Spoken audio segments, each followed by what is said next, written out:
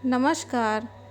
सीता जी में क्या क्या गुण थे, आज मैं आपको बताऊंगी। लेकिन बताने से पहले अगर आप मेरे चैनल पे नए हैं तो चैनल को सब्सक्राइब ज़रूर करें। इससे मुझे प्रेरणा मिलती है कि मैं आपके लिए सनातन धर्म के और अच्छे अच्छे वीडियो लाऊं, ताकि आपको बता पाऊँ सनातन धर्म के बारे में। सीता जी में थे ये सभी गुण। ऐसे में सीता जी की इन 6 बातों को यदि ज़िंदगी में शामिल किया जाए तो दाम्पत्य जीवन सुंदर बनाया जा सकता है। त्रेता युग में श्री राम और सीता की चरित्र सबसे उत्तम और आदर्श माना गया है, जिसका संपूर्ण उल्लेख वाल्मीकि रामायण में मिलता है, जिसका अनुसरण यदि वर्तमान में किया जाए तो हर एक व्यक्ति का दाम्पत्य जीवन सुखमय हो सकता है। पहला है सीता का समर्पण। श्री रामचरितमानस में एक प्रसंग है जब श्री राम और सीता ने विवाह के बाद पहली बार बात की तो राम ने सीता जी को वचन दिया कि वे जीवन भर उनके प्रति निष्ठावान रहेंगे, उनके जीवन में कभी कोई दूसरी स्त्री नहीं आएगी। सीता जी ने भी वचन दिया कि हर सुख और दुख में वे साथ रहेंगी। श्री राम और सीता ने पहली बातचीत में भरोसे और समर्पण का वादा किया। दूसरा है श्री राम का वनवास गमन। जब श्री राम को वनवास जाना था तब वह चाहते थे सीता जी माँ कौशल्या के साथ ही रहे, जबकि सीता जी श्री राम जी के साथ वनवास जाना चाहती थी। कौशल्या जी भी चाहती थी कि सीता वनवास न जाए। इस विषय पर सीता की इच्छा और श्री राम कौशल्या की इच्छा अलग अलग थी।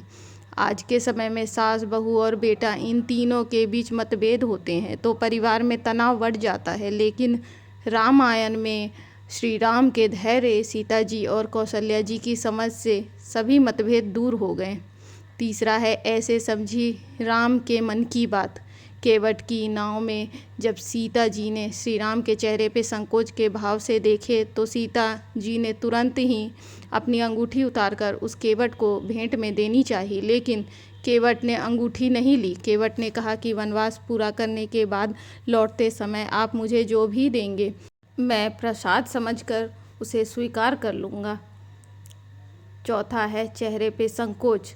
श्री राम के चेहरे पर संकोच के भाव देखते ही समझ गई सीता जी, राम केवट को कुछ भी भेंट देना चाहते हैं लेकिन उनके पास देने को कुछ नहीं है।